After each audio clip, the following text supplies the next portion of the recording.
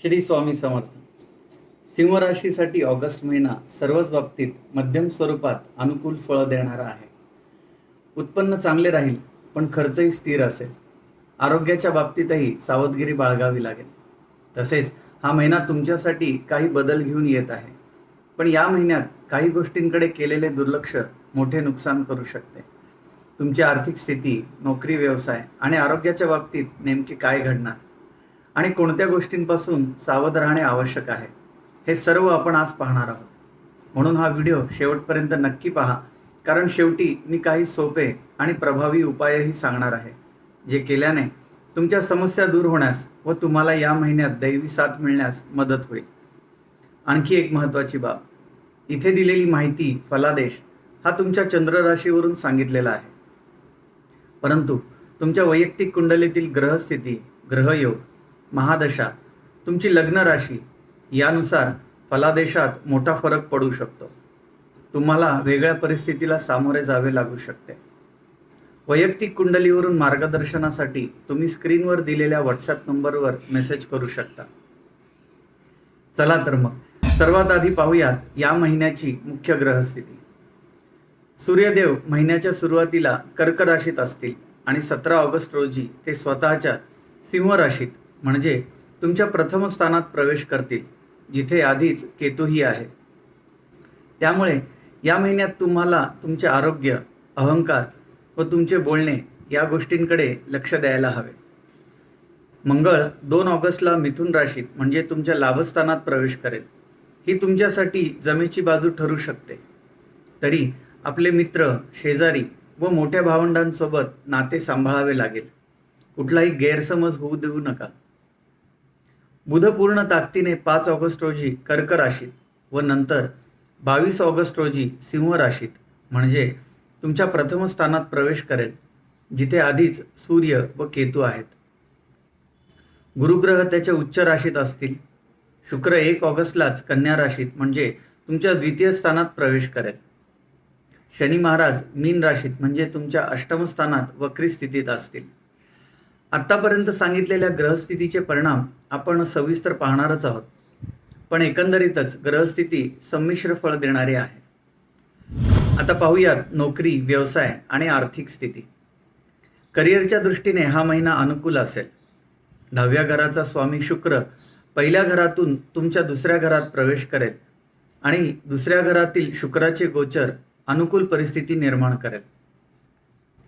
6व्या घराचा स्वामी शनी महिनाभर 8व्या घरात वक्री राहील, ज्यामुळे कामात कठोर परिश्रम घ्यावे लागतील, परंतु परिस्थिती तुमच्यासाठी फायदेशीरही ठरेल.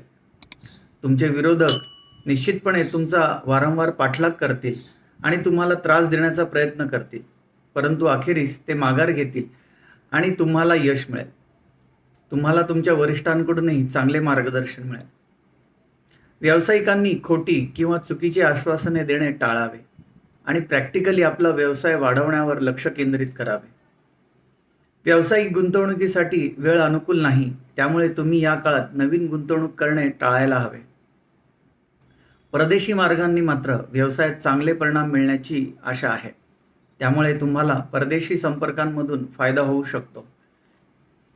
आर्थिकदृष्ट्या महिन्याच्या सुरुवातीला उत्पन्न आणि खर्च दोन्ही सारखेच असतील. महिन्याच्या सुरुवातीला गुरु आणि सूर्य 12व्या घरात असतील, ज्यामुळे तुमचा चांगल्या कामांवरील खर्च वाढेल. 8व्या घरात असलेला वक्री शनी देखील अनावश्यक खर्चास कारणीभूत ठरू शकतो. या काळात गुंतवणूक विचारपूर्वक करावी. तरीही 11व्या स्थानातील मंगळाची स्थिती तुम्हाला आर्थिक आव्हानांवर मात करण्यास मदत करेल आणि तुम्हाला विविध मार्गांमधून पैसे मिळत राहतील. वैयक्तिक ग्रहमानामुळे मोठी आर्थिक अडचण आली तरी तुमचे मित्र किंवा भाऊ देखील तुम्हाला आर्थिक मदत करू शकतात. त्यामुळे या महिन्यात तुम्हाला खर्चावर नियंत्रण ठेवायला हवे. आता पाहूयात आरोग्य. आरोग्याच्या बाबतीत तुम्हाला सतर्क राहून आरोग्याच्या समस्यांकडे लक्ष द्यावे लागेल. महिन्याच्या सुरुवातीला तुमच्या राशीचा स्वामी सूर्य गुरुसोबत 12व्या घरात असेल. केतू महिनाभर तुमच्या राशीत राहील, तर राहू 7व्या घरात आणि वक्री शनी 8व्या घरात असेल. ही ग्रहस्थिती तुमच्या आरोग्यासाठी विशेषतः प्रतिकूल आहे. त्यामुळे तुम्हाला तुमच्या पोटाशी संबंधित समस्या, अपचन आम्लपित्त किंवा गॅसेस यासारख्या पोटांशी संबंधित समस्या येऊ शकतात. केतूमुळे कधीकधी तुम्हाला एकटेपणा जाणवू शकतो. तो तुमचा मानसिक ताण वाढवत आहे. त्यामुळे विरक्त राहू नका. स्वतःला एकटे समजू नका.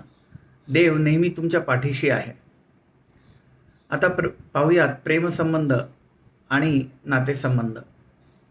प्रेमसंबंधांच्या बाबतीत हा महिना तुमच्यासाठी जास्त फेवरेबल नाही आहे.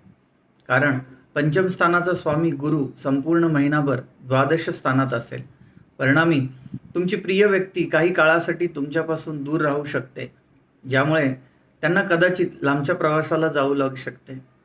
या स्थानाचा स्वामी मंगळ 11व्या स्थानात आहे आणि अष्टम स्थानातील वक्री शनी तुमच्या पंचम स्थानावर सतत नजर ठेवून राहील, ज्यामुळे महिनाभर तुमच्या प्रेमसंबंधांमध्ये काही चढ उतार असतील. विवाहितांनाही हा महिना विशेष अनुकूल नसेल. तुम्ही तुमच्या जोडीदारासोबत संयमाने वागावे आणि कोणत्याही गोष्टीला त्रासाचे कारण बनवू देऊ नका. कौटुंबिक जीवन चांगले राहील. कुटुंबातील सदस्यांमध्ये समन्वय सुधारेल. एकमेकांबद्दलचे प्रेम आणि आपुलकी वाढेल. मालमत्तेसंबंधित काही बाबींमध्ये लाभ मिळण्याची शक्यता आहे. कुटुंबातील वडीलधाऱ्यांच्या मदतीने तुम्हाला काही विशेष कौटुंबिक लाभ मिळू शकतात. तुमच्या वडिलांना आरोग्याच्या समस्या येऊ शकतात, त्यामुळे त्यांची काळजी नक्की घ्या. आता पाहूयात उपाय. दररोज श्री आदित्य हृदय स्तोत्राचे पठण करावे. गुरुवारी केळीच्या झाडाची पूजा करणे लाभदायक ठरेल. रविवारी तांब्याच्या भांड्यातून सूर्यदेवांना जल अर्पण करा. एकंदरीतच सिंह राशीसाठी ऑगस्ट महिना मध्यम स्वरूपात अनुकूल असेल. आरोग्याकडे विशेष लक्ष द्यावे लागेल. प्रेमसंबंधांबाबतीत थोडा आव्हानात्मक ठरू शकतो. भावनांवर नियंत्रण ठेवा आणि कुटुंबातील व्यक्तींची मदत घ्या. तुमचे दर महिन्याचे राशी भविष्य तसेच इतर ज्योतिष, धार्मिक, आध्यात्मिक माहितीपर व्हिडिओ पाहण्यासाठी चॅनलला सबस्क्राईब करा. व्हिडिओला नक्की लाईक करा आणि सिंह राशी असलेल्या तुमच्या मित्रमैत्रिणींना किंवा परिवारातील व्यक्तींसोबत हा व्हिडिओ नक्की शेअर करा.